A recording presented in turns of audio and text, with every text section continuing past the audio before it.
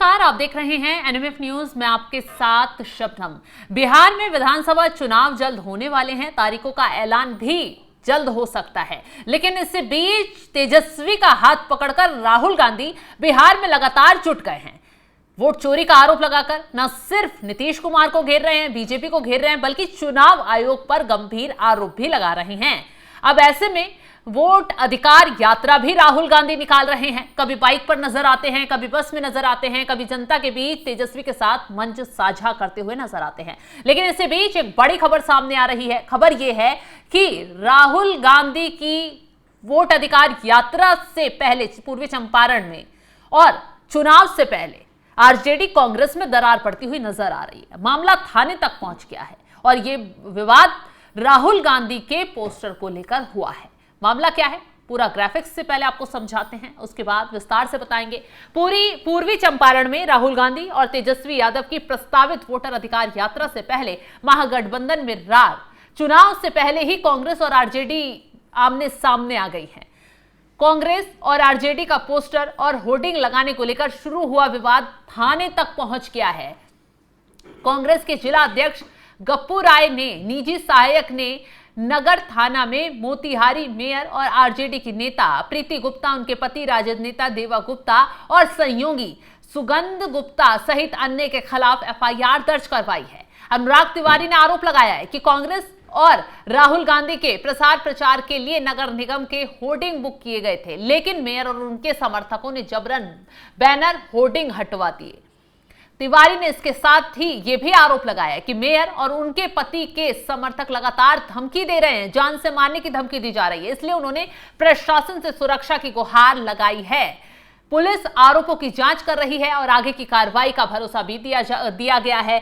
और जिस तरीके से ये विवाद कांग्रेस और आरजेडी के बीच शुरू हो गया है, वो कहीं ना कहीं दोनों के लिए मुश्किलें खड़ी कर सकता है, पूरे महागठबंधन में बवाल खड़ा कर सकता है। एक तरफ राहुल गांधी है, बिहार की जनता के बीच लगातार पहुंचकर जन समर्थन जुटाने की कोशिश में लगे हुए हैं। महागठबंधन के तहत तेजस्वी यादव का हाथ पकड़ा हुआ है। जगह जगह जहां भी जाते हैं तेजस्वी यादव नजर आते हैं, उनके साथ चुनाव आयोग को घेरा जाता है।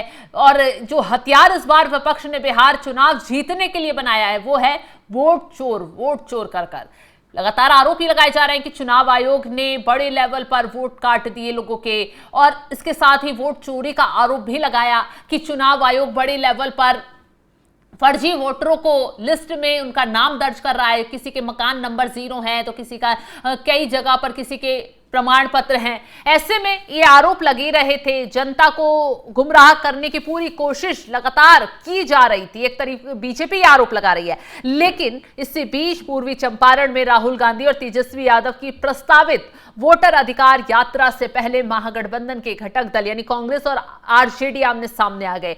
पोस्टर और होर्डिंग लगाने को लेकर विवाद थाने तक पहुंच गया, दोनों गुटों में बवाल मच गया। अब सोचिए, राहुल गांधी की यात्रा वहां होने वाली है, पूरा जमावड़ा लेकर राहुल गांधी वहां जाने वाले, लेकिन उससे पहले ही आरजेडी और कांग्रेस के नेता थाने में बैठे हुए हैं। पुलिस पूरे मामले की जांच पड़ताल कर रही है। जिस तरीके से होर्डिंग पोस्टर लगाए गए थे राहुल गांधी की यात्रा को लेकर, उन्हें आरजेडी के नेताओं ने हटवा दिया, फेंकवा दिया और कहा, दोनों तरफ से आरोप प्रत्यारोप भी लगाए गए। कांग्रेस के जिला अध्यक्ष हैं गप्पू राय, उन्होंने मोतिहारी की मेयर और कुछ आरजेडी के नेताओं के खिलाफ मुकदमा दर्ज कराया है। अनुराग तिवारी ने सीधे सीधे आरोप लगा दिया है कि कांग्रेस और राहुल गांधी के प्रचार प्रसार के लिए नगर निगम के होर्डिंग बुक कराए गए थे, लेकिन मेयर और उनके समर्थकों ने जबरन बैनर होर्डिंग हटवा दिए। इतना ही नहीं, उन्हें जान से मारने की धमकी दी जा रही है। आरोप लगातार ये लगाए जा रहे हैं। वही इस मामले पर सदर एसडीपीओ दिलीप कुमार ने बताया कि बैनर लगाने को लेकर यह विवाद काफी गहरा गया है और नगर थाना में मामला दर्ज भी कर लिया गया है। पुलिस आरोपों की जांच कर रही है। क्या कुछ निकलकर सामने आता है ये बाद में पता चलेगा, लेकिन जिस तरीके से आरजेडी और कांग्रेस के कार्यकर्ता भिड़ रहे हैं, कहीं ना कहीं तेजस्वी यादव और राहुल गांधी के अरमानों पर ही पानी फेर रहे हैं। वो इस मकसद से वहां पहुंचे हैं कि चुनाव जीत जाएंगे, बीजेपी को, वहां नीतीश कुमार की जेडीयू को उखाड़ फेंकेंगे। पूरा भरोसा इन लोगों को इसलिए लग रहा है क्योंकि बिहार में चुनाव है और ये चुनाव आयोग पर ही वोट चोरी का आरोप लगा रहे हैं। बिहार में 2025 के जो चुनाव है वो अक्टूबर नवंबर 2025 में होने की उम्मीद जताई जा रही है। विधानसभा का कार्यकाल 22 नवंबर 2025 को समाप्त हो रहा है। इसलिए इस तारीख से पहले मतदान की प्रक्रिया, मतगणना और सरकार गठन की सभी कार्रवाई पूरी होनी है। अब विपक्ष आरोप लगा रहा है कि बिहार में स्पेशल इंटेंसिव रिवीजन जो चल रहा है SIR के दौरान मतदाता सूची में भारी हेरफेर हुआ है। इसके तहत 65 लाख वोटरों के नाम हटा दिए गए हैं। ज्यादातर दलित, आदिवासी, अल्पसंख्यक और गरीब वर्ग से हैं। इंडिया ब्लॉक की चुनावी तैयारियां पूरी तरीके से शुरू हो चुकी हैं। विधानसभा चुनावों से पहले ये यात्रा एक सामूहिक राजनीतिक अभियान भी है जो विपक्ष को एकता के साथ संगठनात्मक लाभ दिलाने में मदद करती है। ऐसे में विपक्ष लगातार जो है